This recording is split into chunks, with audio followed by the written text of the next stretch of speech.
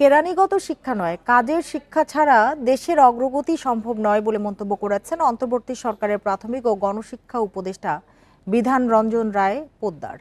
সকালে রাজধানী তেজগাঁওয়ে উপানুষ্ঠানিক শিক্ষা ব্যুরো মিলনায়তনে আন্তর্জাতিক সাক্ষরতা দিবস 2025-এর আলোচনা ও উপানুষ্ঠানিক শিক্ষা সম্মাননা প্রদান এবং তারুণ্যের উৎসবে বিধান রঞ্জন এ মন্তব্য করেন। এ সময় উপদেষ্টা সতর্ক করে বলেন, শিক্ষাক্ষেত্রে মৌলিক পরিবর্তন না আনতে পারলে কোনো অগ্রগতি নেই।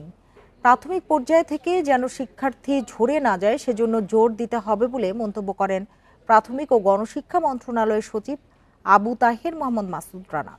বলেন, এ লক্ষ্যে উপানুষ্ঠানিক শিক্ষা ব্যুরো ও প্রাথমিক ও গণশিক্ষা মন্ত্রণালয়কে সমন্বিতভাবে কাজ করতে হবে। এবার আন্তর্জাতিক সাক্ষরতা দিবস 2025-এ ব্যক্তি ক্যাটাগরিতে উপানুষ্ঠানিক শিক্ষা সম্মাননা পান যশোরের প্রদীপ বিশ্বাস, আর প্রতিষ্ঠান ক্যাটাগরিতে পায় ইউসেফ বাংলাদেশ।